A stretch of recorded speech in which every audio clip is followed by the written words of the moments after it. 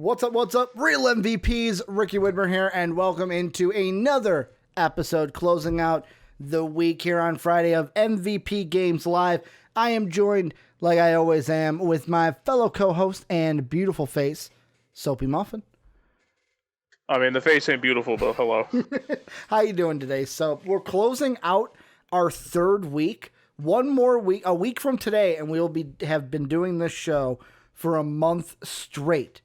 A month straight. We're almost there to our month-iversary, as crazy girlfriends would call it. Wow. The ones that keep it's our first week anniversary. Good. How are you? I am doing great. I'm happy it's Friday. We got DC Fandom tomorrow, which I'm even more excited about. NXT TakeOver is on Saturday, and then I'm not excited for SummerSlam on Sunday because Drew's probably going to lose the belt. Don't speak that into existence. Which I don't want to happen. But welcome into MVP Games Live, your daily spot for our takes in gaming news and what's going on in the gaming world. A little bit of housekeeping before we get started. Got a jam-packed show today talking about some Zelda, talking about some Metro, some Fortnite. Got to get Soapy's epic take for the week, for the daily Soapy epic take. But before we get into everything, a little bit of housekeeping as we will start with the Discord. Join the Discord if you have not already. It's a great spot for all real MVPs to kind of talk with each other, talk with the boys, talk with patrons, non-patrons. It's a fun place to talk about everything we love and kind of have opinions about. So that link will either be in Twitch chat. For YouTube, it's down below in the description. Go ahead and join that. If you want to help support the channel, patreon.com/MVPvids is how you do that. Thank you to our Patreon producers, Pat Hill and Philly Sean. And then for game side, that's pretty much it. That's pretty much all the housekeeping. These will be on podcast services soon. Thank you for your patience. I know I've been saying it for 3 weeks, but really, thank you for your patience. But Soapy, let's start off today with a little Legend of Zelda news. And this comes from Inverse.com. Danny Paza, Paza, has the article that says, hey, listen, Breath of the Wild 2 release date announcement teased by a retail link. After more than a year of silence, Nintendo might soon have some news to share about the upcoming release of The Legend of Zelda Breath of the Wild 2. French computer and gaming retailer World Trade and Technologies has allegedly leaked the fact that there will be a Breath of the Wild 2 collector's edition, and part of the leak includes the European price of 82.85 euros. The placeholder listing for the future Zelda game was first spotted by Nintendo news site Lootpots on Tuesday and came days after multiple trusted Nintendo insiders teased the possibility of a late August or September direct presentation. The WT&T, which is the French company, didn't reveal much else other than the fact that there will be a premium version of Breath of the Wild 2 and its price. The site listed the game's release at December 31st, 2020. But this is most likely a placeholder as the retail waits for Nintendo to confirm the game's actual release date, which hasn't even been teased yet. So, Soapy, I think I want to ask you what this has to do with. When are we going to hear more about Breath of the Wild 2? Let's say that is a placeholder date. Let's say it's either a placeholder date because they think it's going to come out in January, or they think it's going to come out in December in some time. My question to you is, if there is a Nintendo Direct in late August, early September, is there going to be more on Breath of the Wild 2? Because we have not seen anything about it since the about 30-second to a minute teaser trailer they gave us at they gave us at E3 2019. I don't think we see anything about Breath of the Wild at this Direct. I think this Direct, there's probably going to be stuff about Smash. There's probably going to be just like minor things. I don't think this Direct's going to be like a super hard-hitting thing. Mm-hmm.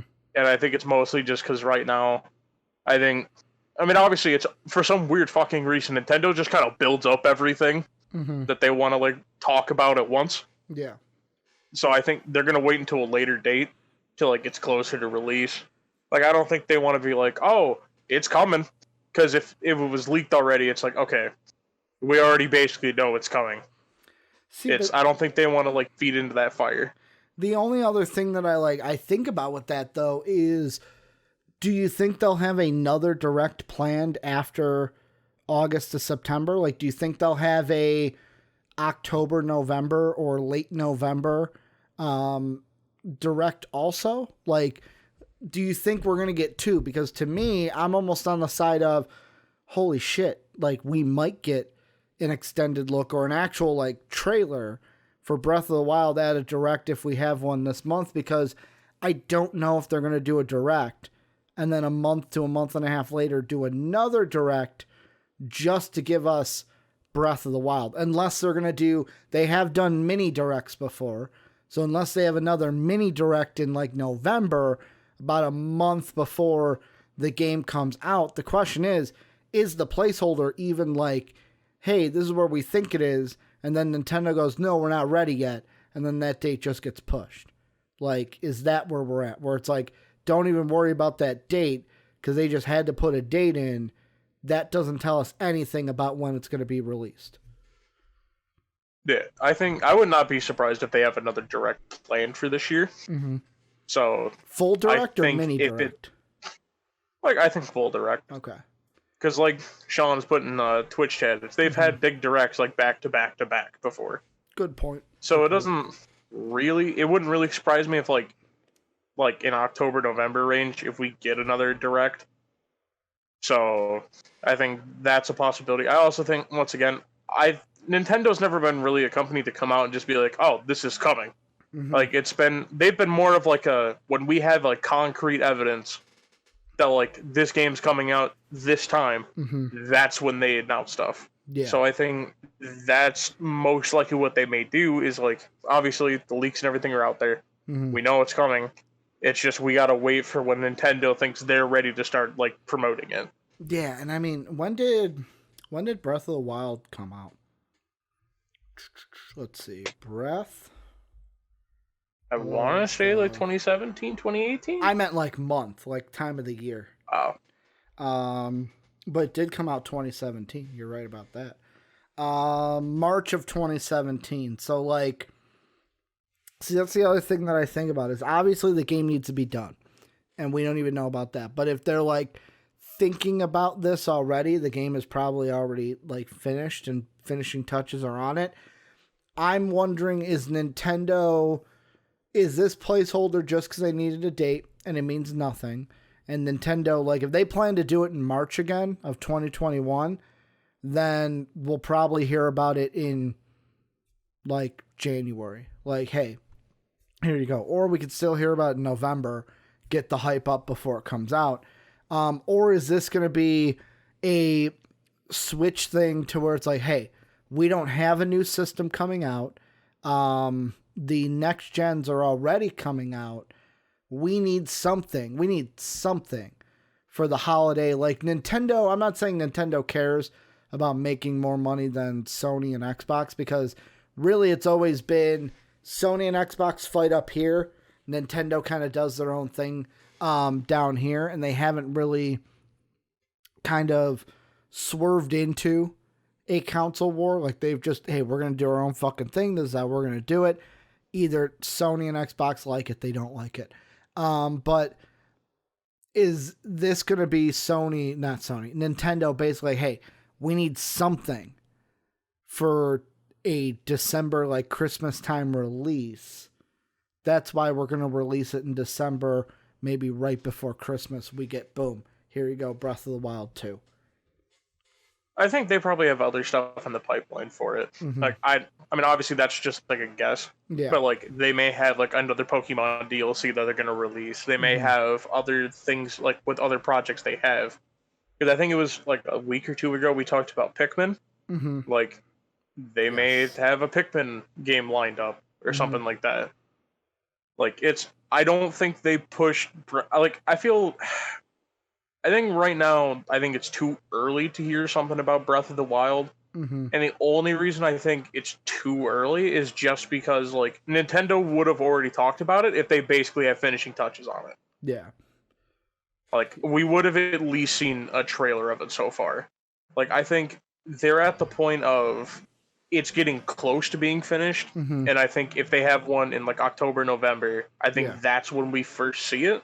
Mm-hmm. But I think right now, like, it's getting more of the finishing touches, but it's also kind of being like, hey, you know, we could also start planning out stuff that we want to do for the game. So I don't think we see it this Nintendo Direct. Because, like I said, I think we just see stuff for Smash and, like, a bunch of, like, not indie games, but, like, third-party titles. Yeah, and the only reason I say not indie games with you is they just had their, like, indie-only Direct. That was called Indie World. But last question I'll ask you then is kind of to piggyback off that is, if not this Direct, if they have one more in, let's say, end of November, that Direct, or we don't see anything all year from Breath of the Wild, too? Yeah, I think we would see something in, like, the later one. Okay. But I don't think, like, I mean, like I said, I don't want to sound like a broken record, but I don't think we see anything from this Direct that's, like, earth-shattering.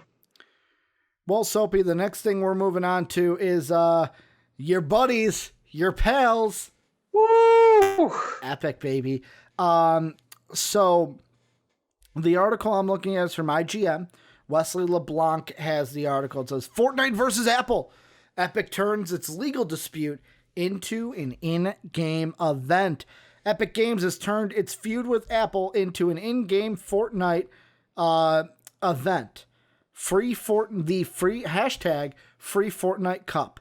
Epic Games released a blog post detailing an in-game tournament meant to celebrate the quest for one more victory royale with friends across all platforms. What it really is, though, beyond a final chance for iOS users to play with others before the game is updated for Chapter 2 Season 4, and update iOS players will currently not be able to install, is another opportunity for Epic Games to highlight its ongoing feud with Apple. The problem came to a head last week, blah, blah, blah, goes on with that. So, Soapy, what do you think about this? Epic basically, I think this is clever. And, like, wherever you stand on the Epic Apple debate, I think this is really clever. Like, this is basically, so everyone has been saying that Epic walked Apple into this lawsuit. Now it just seems like Epic's toying with them, where it's like, hey, we're going to have this free tournament. It's going to get our players really excited, and it's going to make Apple look like a bad guy. What are your thoughts here, Soapy, with the hashtag free Fortnite Cup? Can I just point out that, like, this is basically slowly feeding into they're basically trying to make money off of everything that's happening here. Like, why? Like, I'm not saying, like, I understand it. Like, I'm not gonna act like I wouldn't do this if I was a game dev. You kidding me? If I was one of the biggest lawsuits going on right now, I'd fucking be profiting off that. Which is what Epic's doing. I've been fucking saying it. Epic doesn't care. They just want money. If this doesn't fucking show they want money, what does? But Tim Sweeney came out and said it's for the little guys, and it's fuck Sweeney. It's for the little guys, man. We're doing this for you. We're fighting the good fight for you. That's basically what he said. You calling him a liar? Are you calling Tim Sweeney a liar? Okay, I'm gonna hold back my comment. I almost said something that could get me in trouble. Let's not say that now. I know I'm riling you up a little bit, but let's not go too far. Yeah, like, it's just, like, if this does not show that, like, I just really fucking wish that, like, and it's one of those things of, right now, this is basically proving my point of, they only just care about money. Yeah. And I don't understand that, like, there's going to be people who see that they're doing this, and they're going to be like, well, this is them doing out of the kindness of their heart. Yeah, bullshit. Bless their heart. Yeah, the only thing that they're blessing us with is a fucking way to get people pissed off at Apple. Like, so, it's just... Go ahead, finish your thought. Like, I just really wish that people would actually use their fucking brain for like 2 seconds and be like, okay, at this point, Epic may as well be trolling at this point. Like, it's just, I really wish they'd fucking just do something that's not just, hey, look at us, like, basically pull fucking PR stunt after PR stunt to fucking make money on Fortnite when it's already, like, the highest grossing game of all time or some stupid shit like that.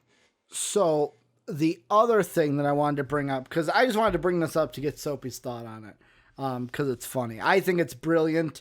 They're brilliant for doing it. This is backing Apple into a corner that they don't want to be in, basically making them look like the bad guy. We're going to see how this plays out. But the other thing I want to throw out there, and I'm going to take our overlay down for a second, because I am going to pop this over to, if I can get this to work, I can pop this over us, not what I wanted.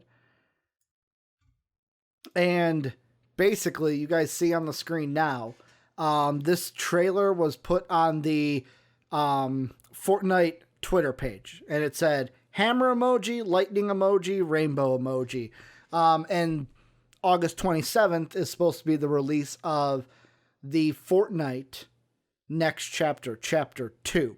It looks like, as you guys can see in the Fortnite logoing, that is Thor in the Fortnite logo. So it looks like that the next crossover that we're getting between Fortnite and Marvel is going to be Thor themed. So if you're a Fortnite fan out there, I wanted to bring that up so you guys can get pumped, because Fortnite does good things with that. The Avengers beta, they had Hulk hands you can do. The fucking Thanos thing for Endgame where you can play as Thanos. They've done things with DC 2 with Batman Day. You can get Batman skins and Harley Quinn. So you got another one. Looks like Thor is going to be the next one. But Soapy, the thing I wanted to move into next. Phil Spencer, this is coming from VideoGameChronicle.com. Andy Robinson has the post. Phil Spencer says Xbox is focused on bringing more third parties to Game Pass. Head of Xbox, Phil Spencer, says the platform holder is focused on bringing more third-party games to the service. Spencer made comments in a Twitter post on Thursday following an earlier indication that Xbox would soon make strong announcements related to its popular subscription service. Currently, all first-party Xbox titles are released on Game Pass alongside their general releases, but third-party games typically arrive later, aside from a few exceptions. Earlier this month, Microsoft confirmed that Xbox Series X will launch in November, and that key title, Halo Infinite, has been delayed to 2021. In an interview, Spencer suggested that Game Pass could play a key role in Series X's launch in the absence of Halo.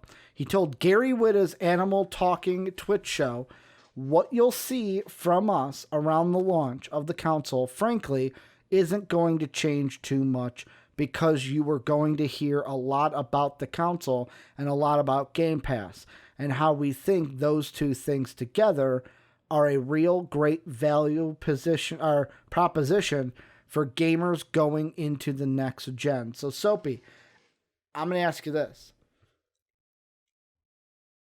When it comes to the Xbox Series X, when it comes to Xbox, does this just mean something as simple as, hey, third-party games you no longer have to wait for? You can just get them right away. Here you go. It's out on Xbox. It's out on Game Pass. Will Xbox players just no longer have to wait?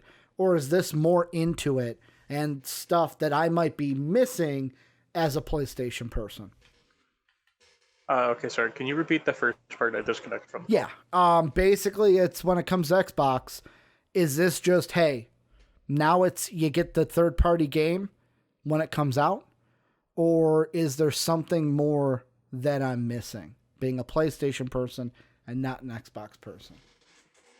I mean, with Game Pass, it's basically if a game launches on Game Pass, you can download it. It's basically like it's damn near like you pre-ordered the game. Yeah, that's basically what it is. But like with third parties, where they said like, oh, you typically have to wait later for it to arrive to Game Pass.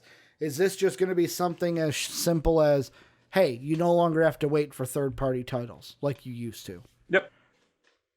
Yeah, because I think they're going to start trying to lock down more people as, like, launch day, like, Game Pass. Which, obviously, like, I know there's the argument of, like, is Game Pass good for third-party companies? Because... What do you think? Like, do you think it is? I think it's good. It's because you bring in more players than you may potentially have gotten before. Mm-hmm. Like, obviously, I think bigger games from, like, companies like CD Projekt Red, like Bethesda, and, like, big companies don't need to put games on Game Pass. But, like, littler companies should. And the reason why is because then, like, you can start building up an audience because people are playing your game because it's free. Yeah. Or not exactly free, but they're paying $15 for over, like, 200 plus games. Where it's almost like, so, and this is what I'm getting from it, where I could put the game out on its own, but then it's like the word of mouth, I'm doing that all myself. Where I could put it on Xbox Game Pass, yes, it's either free or Xbox is taking a cut because we're using their service, but there's more people that are on Xbox than would be if I did it by myself. And Xbox is basically the cut that they're taking. You could view it as I am paying them to put my game in front of Microsoft and Xbox users. Yeah. And especially because it's, like, for instance, Game Pass is really fucking cheap, too. Mm-hmm. Like, Isn't for how it many like games $1 you can for the, like, intro membership? It's... Well, they're getting rid of that one because people abuse the system. Okay. Yeah, so basically, fuck anybody who abused the system because now you ruined it for everybody. How did they abuse it, in case someone does not know? If you could spend $100 and get, like, the year-long Xbox membership, and then if you got the Game Pass Ultimate, it would cancel your $100, and you'd have Game Pass for an entire year for $1. To where you had access to over 200 games for $1. Because most people already have, like, the year-long one. How did they not catch that sooner, though? Because Microsoft doesn't care until they realized how much money they were losing. Like, and they're like, okay, maybe we should do something about that. I'm almost to the point where it's like, how was that not caught? Yeah. But, like, yeah, it's... Go ahead. I was cutting you off. I was just going to say, like, it's... Xbox Game Pass is something that is really fucking cool. And, like, obviously, it's really cheap. I think it's... If you get Xbox Game Pass by itself, I think it's just $10. Yeah, so... $10 for 200 games. Yeah, I'm looking at it right here. So on console, it's $9.99 a month. On PC, they have it get your first month $1. Then after that... Yeah, because you can't abuse it on PC. Yeah. On PC, they have it first month for $1. Right now, they have it as $5 a month. But usually it's $10 a month also. And then for Ultimate, you get your first month for $1, and Ultimate is then $15 a month. Still though, $15 for the 200 games plus all the things that Ultimate gets you over the regular just base $10 membership. Yeah. And especially because it's because, like, the main benefit is, like, you don't... I mean, obviously, it charges you every month for it. Yeah. Which I know some people would be like, oh, you're spending more money on Game Pass than you are, like, just buying Game Pass alone and then Xbox Live alone. Yeah. The only thing is, though, like, once again, it's $15 a month. Like, obviously, some people can't afford $15 a month. Yeah. But even that, it's... If you can afford... like, Game Pass by itself, like, it's worth upgrading to the $15. Yeah. So I think it's a really good idea, and especially with the idea of if more games are just going to launch on Game Pass, like, let me open up Game Pass on my Xbox real quick, Okay. Since I got this bad boy on. All right. Playing Dark Souls earlier, of course you've got it on. Yeah. I mean, like, for instance, Battletoads launched on there. They have, like, just some of the games they have on here, like, you basically can pay $15 to play Red Dead Redemption 2. Or even $10. And Red Dead Redemption 2 was one of the best games that have come out in this generation. Instead of going to the store. I don't know if that's wrong. Instead of going to the store, buying it for like $60 and then bringing it home. Yep. Well, because then there's also, you can play all the Fables. Mm-hmm. There's a bunch of Final Fantasy games. Gears of War 5 is free on there. I mean, technically it's not free because you're still paying for Game Pass.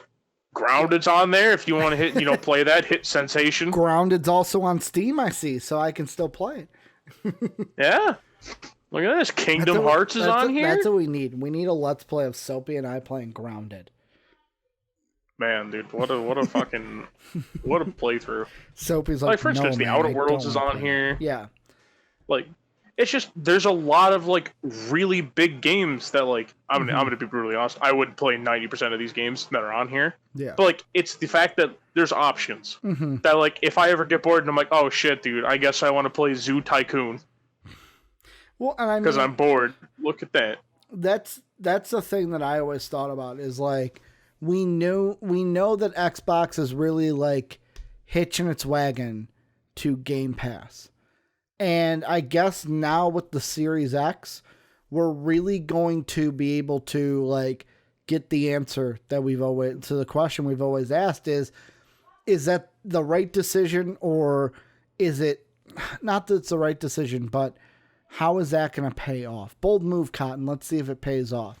Kind of a thing when it comes to selling consoles. And now that Halo is delayed, that's why we're really going to see how much this affects how many Xboxes are going to be sold when we get to December. Because yes, PlayStation, their launch day lineup right now, I would say is not super incredible. Like Godfall to me didn't hit the marks at the state of play that I thought it was. The Pathless looks good, but is it gonna be the right game for everyone? There's no like heavy hitter right now. So maybe it's not gonna hurt Xbox, but we're gonna see what Game Pass can do for the launch of a console, because I do think because Halo's delayed, there might be some people that say, no, I'm not getting an Xbox right away in December. I don't have to. Halo is not coming out. Do you think that there's going to be a significant number like that? And do you think that Xbox and Game Pass can help sell the Xbox Series S like they want it to come Q4, come fall, come winter, I should say?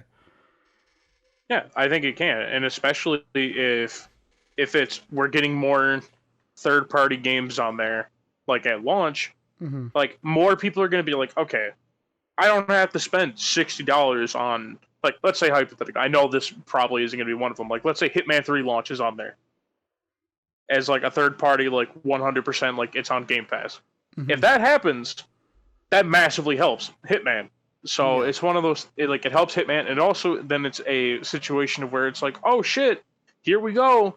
Like, you're paying $10 or whatever they charge for Game Pass for next gen. Here's this massive list of games that, like with PlayStation, obviously I think they have like PlayStation Play, I think is what your guys' version of Game Pass is called, or something like that. Yeah, we have it's just the PlayStation. So it's called PlayStation Plus. But the thing is, like, so you need PlayStation Plus to play online, to play multiplayer. But PlayStation Plus has it where it's like, hey, for the month of August, these games are free. So like for August, that's why Philly Sean was saying, hey, download Fall Guys because it's free right now and you get it forever. You get some deals on some games and stuff like that, but it's okay. So it's basically like Xbox Gold. Yeah, is basically what it is. Basically, you get some games for free that changes each month. You get some games at a discount because you have Plus, and you're paying that almost $100 a year. I think it's like 80 to 100 is how much I have to pay for it for 1 year. Yeah, so I mean, like, I think it's something that PlayStation doesn't offer, or at least not in the same scale. No, not in the same scale at all. Yeah, so I think it's something that I think we're starting to see how the consoles are gonna like compete against each other.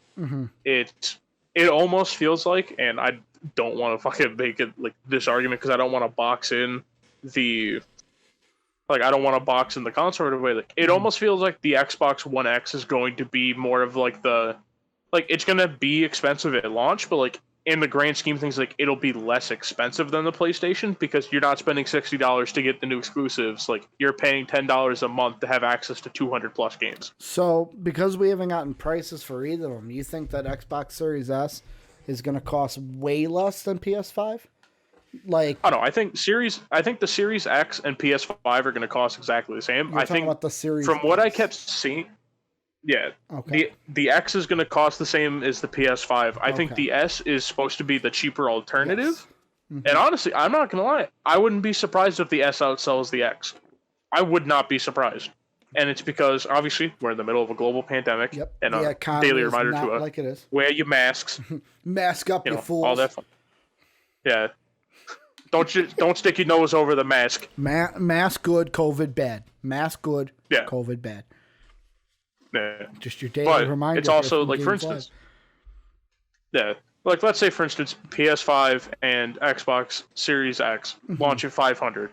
Yeah. You know, obviously, I think that's probably what they're going to launch at anyways. Like, we could see the Series S go for like 300 or 400, like somewhere in that range. Okay. And I think I think pairing $400 plus, like, let's hypothetically say Game Pass Ultimate doesn't change the price, so it's $15. Like, it'll take you over a year to match the price of what the other console is. Yeah. And, like, I think that's a big value. So I think we're starting to now see more of a concrete version of, like, what the differences in the consoles will be. PlayStation, you're buying for exclusives, you're buying for the big hitter titles. And it's fucking insane right now. So I can't wait. Yeah, and like we have said, we're gonna have to wait and see exactly what happens when the consoles come out. But it does look like even more and more with this, even that Microsoft and Xbox are going headfirst into Games Pass, and that's what they're gonna do. We'll have to find out. Hey, bold move, Cotton. Let's see if it pays off. But like I said before on past episodes, what works for PlayStation might not work for Xbox, and this might just be Xbox saying, hey, we can both live in this eco-verse. We can do it this way. You can do it with your exclusive. But the next thing we're looking at is Soapy. Correct me if I'm wrong, but you've played Metro, right? Yep, I love Metro. I thought that. When I put this on there, I was like, I think Metro is one of Soapy's games that he likes because I put this on here for you. This is from VideoGameChronicle.com. Andy Robinson has the article again. Says Metro producer says multiplayer will be done right. Metro's executive producer said multiplayer will be done right, and that developer 4A Games is not interested in creating a generic online experience. Last week, the Malta headquartered developer announced it had been acquired by Saber Interactive, a subsidiary of Embracer Group. Additionally, it confirmed it is working on a Metro multiplayer experience alongside a new IP. Answering questions submitted by VGC ahead of the acquisition announcements, 4A Games executive producer John Bloch spoke broadly about the studio's ambitions for a Metro multiplayer component. We've dabbled in these thoughts in the past. Prototypes were made, but never really got anywhere. We wouldn't want to just make a generic multiplayer for the sake of doing it. And we wouldn't want something to feel tacked on just to tick a box. Bloch went on to suggest a multiplayer game would require more development resources, something the company gained by joining World War Z studio Saber.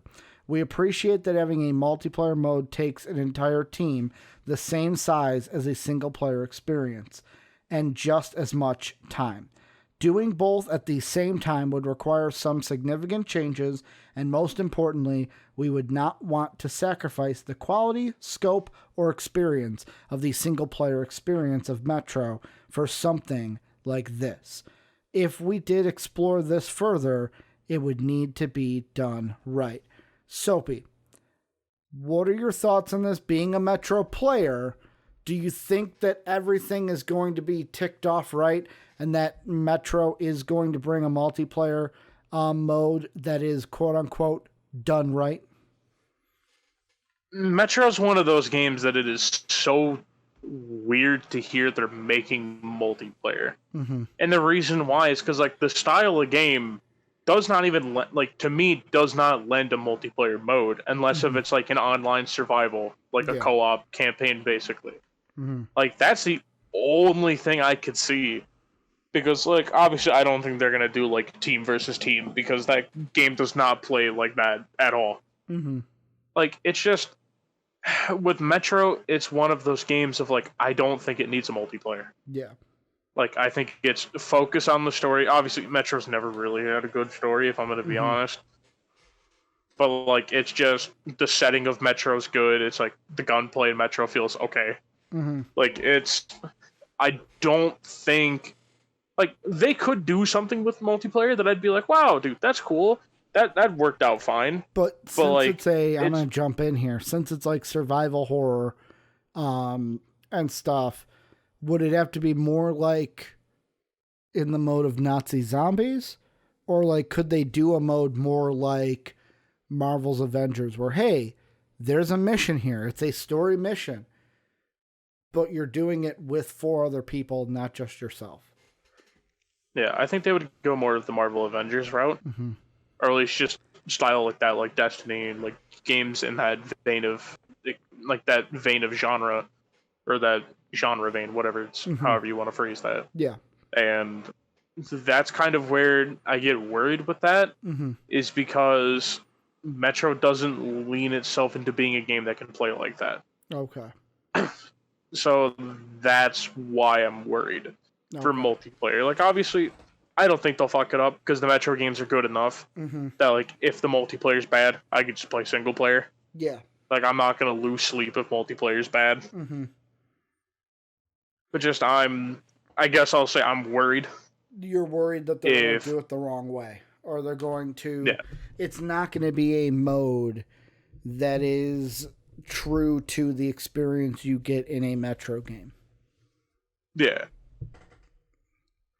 Because, like, the thing I think about is, what are they just... Like, if they came out and said, oh, it's going to be just like Team Deathmatch, like, that would be like, what? Like, unless they did something of, like, okay, kind of like what Doom Eternal did with their multiplayer, where it's like, okay, it's going to be like Team Deathmatch, but half the people are the protagonist, and the other half are, like...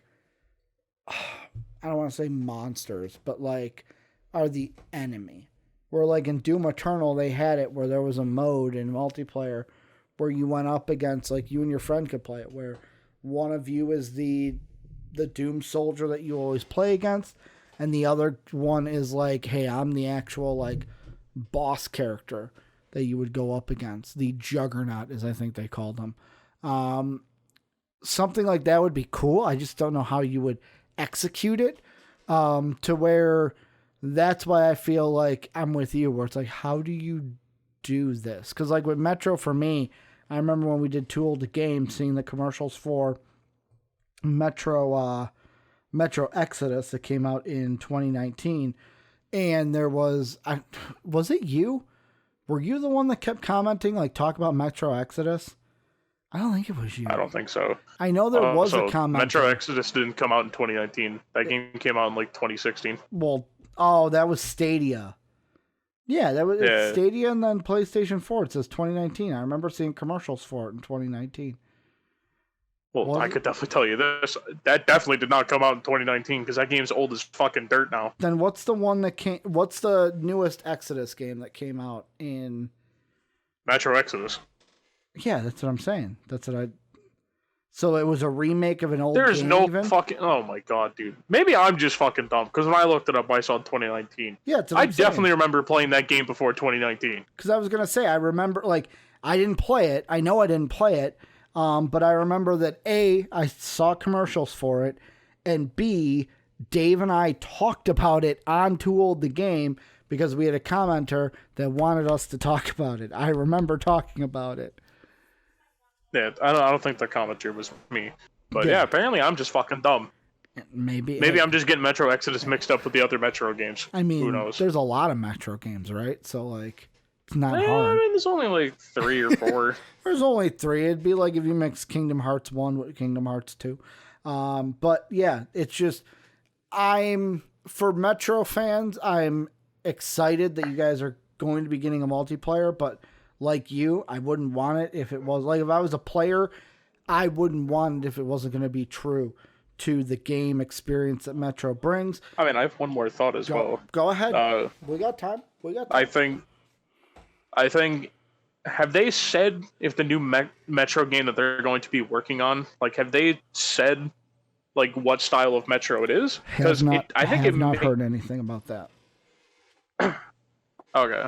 Yeah, like, if they are coming, like, if they're talking about adding multiplayer to Exodus, I have no fucking idea what they're doing with it. Mm-hmm. But if they're going to do a style of, like, the next Metro game that comes out is more open world, like, not so much like linear story like Metro is now, I think that's when multiplayer starts opening up. Like, obviously, I don't want, like, it's a survival game. Mm-hmm. Or not like, I mean, it's technically survival horror now, but not like, I have to go build a base. Like, if it's like obviously it has a single player, because with Metro, it's one of those games, it needs a single player. But, like, if they did an online of where it's like you just kind of get dropped into the wasteland, mm-hmm. like, I think that'd be pretty cool. And it's basically like, I don't want to say like The Division, yeah, because that'd be kind of weird. But, like, mm-hmm. it's basically you just get to wander around the maps. Mm-hmm. I think that'd be pretty cool. And kind of like gear yourself up. More open world is what you're saying. Yeah, well, because I was almost thinking it could kind of have like a Daisy, like, Rust type of gameplay. Like, obviously not like Rust where you build a house. Yeah. But, like, you need to, like, find shit to build your guns, or like you can just find guns, and like you basically have to find a way to survive. No, I gotcha. So I was gonna move on into the next thing we were gonna talk about, but here's the thing, Soapy. I just found breaking news on something we talked about earlier that you're not going to like. So it's Apple and Epic, isn't it? In passing, I will mention this. The next thing we're going to talk about, this will be our shorty but a goodie, is that NBA 2K21 announced today that you're my team. You'll be able to carry over progression and currency to next gen consoles. So to me, I was going to say this is a smart decision by 2K, which is basically, hey, you buy the game on PlayStation 4. If you feel bad that you got to buy it on 5 and start all over, don't worry. Everything's going to carry over. So you can buy it on 4. Everything gets carried over. You can then buy it again, which is, yes, they're getting double your money for buying both the games. 2K loves money. But, like, hey, it's an okay feature to have it carry over. The thing I want to end the show with, and this just came in. This is hot off the presses, Soapy. This is not even. So if I'm looking at this is from 4:30 Eastern time, which is what? That would be about just over 2 hours old. That is not old at all. I'm going to read this article from Polygon, Michael McWhirter. Apple has responded in court to Epic Games' lawsuit against the company over Fortnite's removal from Apple's App Store. In a filing in the U.S. District Court for the Northern District of California, Apple says that having decided that it would rather enjoy the benefits of the App Store without paying for them, Epic has breached its contract with Apple, using its own customers and Apple users as leverage. The filing, reported by The Verge, is Apple's response to a suit filed by Epic last week alleging anti-competitive prices by Apple. After Epic published an updated version of Fortnite to the Apple Store on August 13th, an update that bypassed Apple's standard payment process, we all know about that. What I'm looking for is right here. Apple responded Friday saying, in the wake of its own voluntary actions, Epic now seeks emergency relief. But the emergency is entirely of Epic's own making. Apple added, developers who work to deceive Apple, as Epic has done here, are terminated. So when Epic willingly and knowingly breached its agreements by secretly installing a hotfix into its app to bypass Apple's payment system and app review process, it knew full well what would happen, and in doing so has knowingly and purposely created the harm to game players and developers. It now asks the court to step in and remedy. The Verge reported that Apple executive Phil Schiller says Epic CEO Tim Sweeney, Apple executive, Epic CEO, asked for a special deal for Epic that would fundamentally change the way in which Epic offers apps on Apple's iOS platform. Apple declined, leading to Epic making a change to payment processing in Fortnite last week. Soapy, is this just proving what you've been saying? Hey, what it sounds like from here is, from the filings of Apple in the court documents, Epic was like, yo, bro, let's work something out. We get a little bit of our own cut. It's good for you. You still make some money. Come on, can we win-win here? Apple said, no, not a chance. Ain't going to work. Epic said, fine. And then did this. Is this just proving what you're saying, that Epic ain't so high and mighty as everyone might think? Yes. How many goddamn times do I have to say it? Fuck Epic. Like, I'm just saying. I don't know why. Like I already know. There's still gonna be people who fucking defend Epic after this. Gonna be like, it's not fair for Epic to be able to do that. Fuck no. Fuck you. Fuck you. Epic is literally, like, if this does not show that Epic is literally just being like, yeah, line my pockets with some of that fucking green crispy money. That green crispy money. Like, if that doesn't show this, I don't know what will. Like, unless if it literally comes out that fucking Sweeney comes out, says in court, hey, judge, I'll give you $500 to say we win this court case.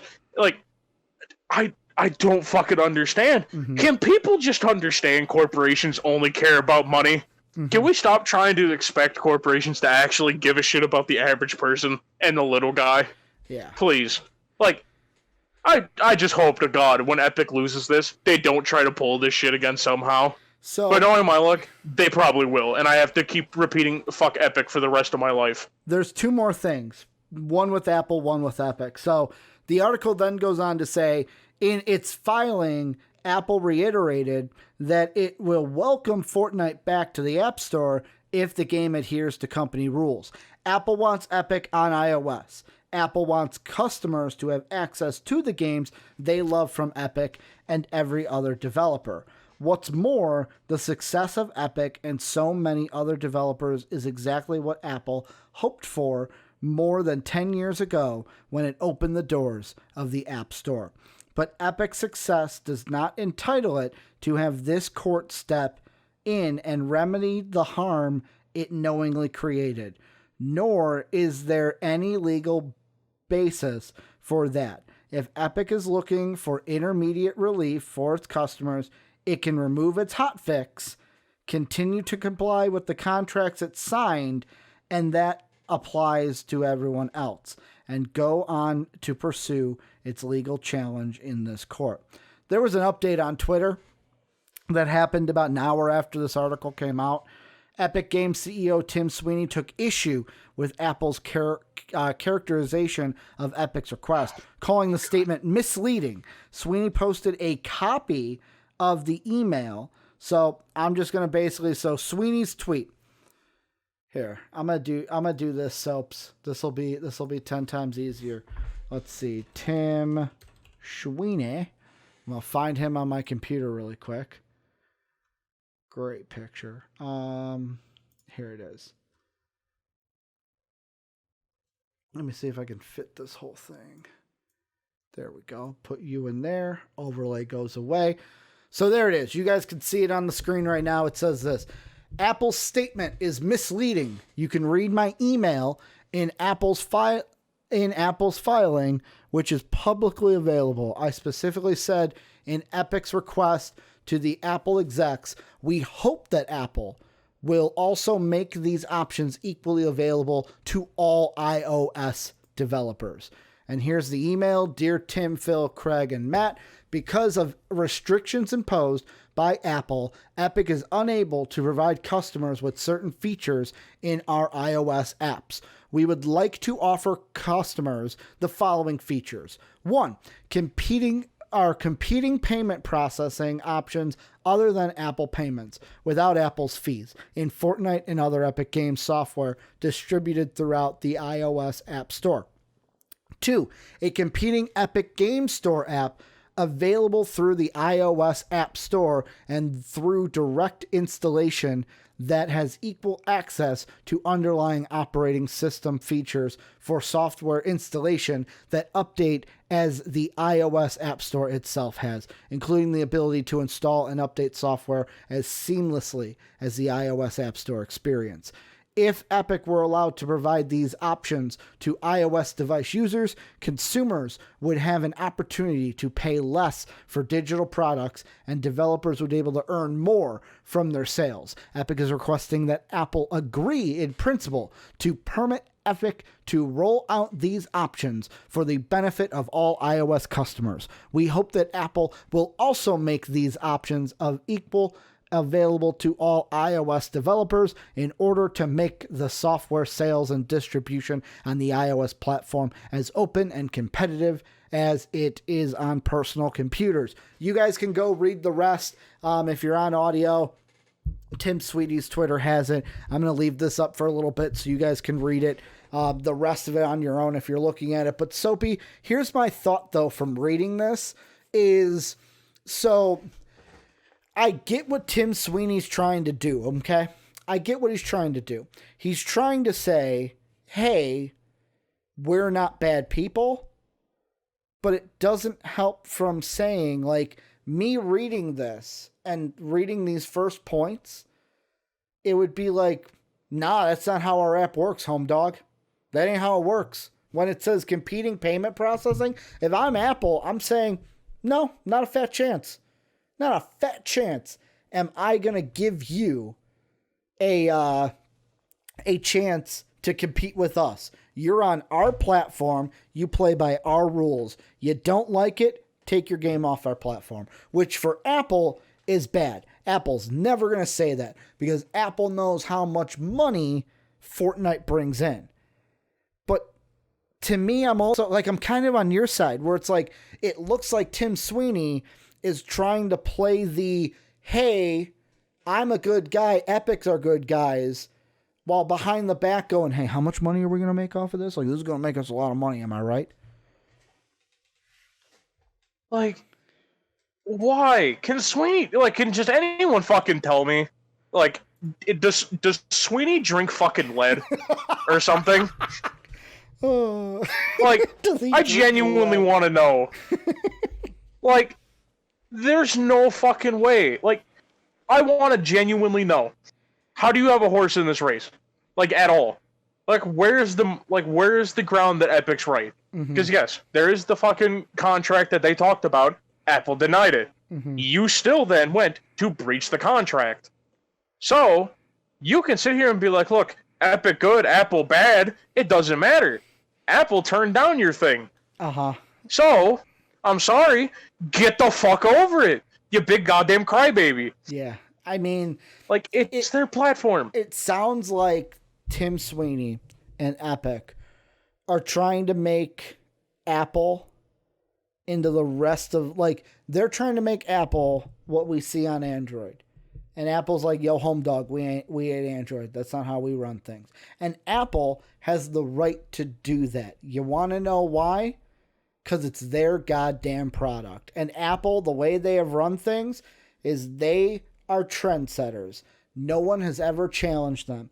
I would tell this to Epic. You want to hit Apple where it hurts? Leave Fortnite off of Apple. Leave it off of Apple. Because if you want to win, Apple eventually is going to feel the hurt of not having Fortnite on there. I would then make an exclusive deal or make exclusive ads that, hey, if you're an iOS user, next time you get a phone, you got to move to Android. That's how you're going to play Fortnite. And that's what I would attack, because that's the thing that I wonder is, if you take Fortnite off of Apple, how many Fortnite gamers, or even kids, because kids play Fortnite, how many parents, the next time, it might take like a year or two for this to trickle in because of like phones. Like I said, with me, I keep my phone for a couple of years. I don't get a phone every new year. But like, who knows? What if that kid is like, hey mom, I don't want an iPhone anymore. I want this phone. And the next time he upgrades, boom, you're not on an Apple phone anymore. That's going to hurt Apple's pocket.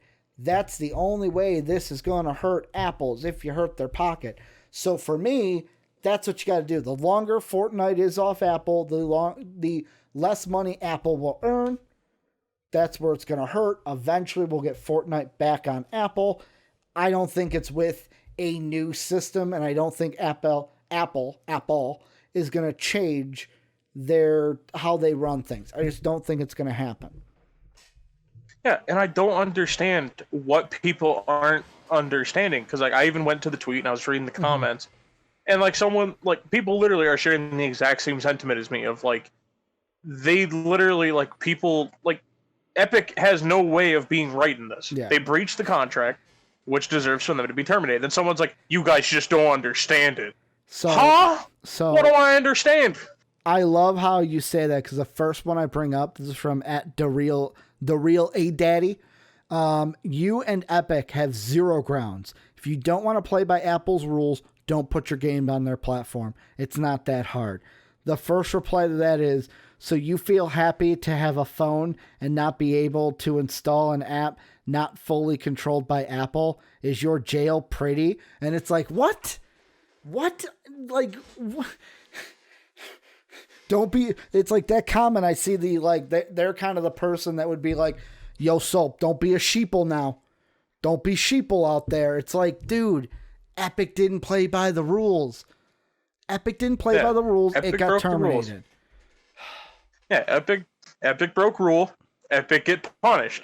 This isn't, Epic broke rule, Apple let them break rule, because then someone else is going to come through, break the rule, and then boom. Now Apple has a problem on their hand. Yeah. This is the thing that it's like, dude, fuck. Like I said, I hate defending Apple. Like, I hate doing anything that gives Apple praise. Like, I have to give them, I have to commemorate them here. They're actually standing their fucking ground. Yep. They're not doing they're not doing basically what Google's doing and being like, hey man, come on, we'll figure something out, man. Come on. Hey man, come on now. Like, yeah, it's Apple's like, no, fuck you. You broke the rule. You're not allowed to do that. Yeah. And then Google's like, come on, man. Fortnite good. Fortnite back on store, please now. Cha-ching, cha-ching. Yeah, it's basically Google's. As you would say, Fortnite is a license to print money. Yeah, because it's the biggest fucking game in the world. I don't understand. I'll be completely honest. Last night, I was watching a streamer play Fortnite, and you know what I thought to myself? Oh, now that I have a gaming computer, I should try it on computer. I had that thought. Am I going to play Fortnite? No. But I had that thought of like, hey, maybe I should try Fortnite on computer. Yeah, it's just, I really wish that people would just fucking stop trying to do the whole woke shit and be like, oh, Epic's in the right, fuck Apple. It's like, dude, they are literally, like, obviously, Epic's not as big as Apple. But, like, dude, this is basically, like, if you're comparing it to, like, fucking MMA, this is like fucking Conor McGregor versus Khabib all over again. Like, it's two big names going at each other. This isn't like fucking some, like, little guy punching upwards, or where we're like, yeah, go little guy. Go little even guy. That, we wouldn't care. It's people don't realize people are looking at it with bias. Like, let's say, hypothetically, we put a different company in this situation. Like, let's say, I almost said the people who made Raid Shadow Legends. or something like that. Like, You're talking about the sponsor of this video, bro? No, I'm kidding. They're not a sponsor. They sponsor everything, though. Yeah. Not just us. I'm trying to. Not us. I'm trying not to us, think by of the like way. another Not a fucking sponsor. small one. Like, not a sponsor. let's fucking say like Fallout Shelter Yeah. did the same thing. It's getting kicked off and no one's gonna care. Yeah. But Epic does it. Oh no, it's Apple's the bad guy. It's like, dude, I understand. You guys can like Fortnite. That's cool and all. Fortnite good, whatever. I don't care. Just understand. Holy fuck. Epic broke the goddamn rule. It's in the contract. I'm going to be completely honest, Soapy. I was sitting here for a little bit going, man, this might be the shortest games live, you know, like we got to Metro and I'm like, oh man, this might be a 50-minute show. Might not even be a 50-minute show. And then I looked at gaming news. I was like, oh, I'm just going to see if anything happened during the show. And now we're at over an hour. So we had at least a half hour of Epic Talk today into different segments, but that's going to do it for MVP Games Live. Soapy, take the weekend off. Cool off, man. Take the weekend off. Don't worry, something else will fucking come up. Yeah, Drew will lose on Sunday and you'll be pissed. We're not going to speak that into existence. But thank you guys for watching and listening to MVP Games Live. You can catch it on Twitch, twitch.tv/MVP Vids. If you ever miss a show, we're on YouTube, MVP Entertainment. Join the Discord if you have not already, YouTube. It's down below in the description for, I think it's over that way. Someone's going to put it in Twitch chat over there on Twitch.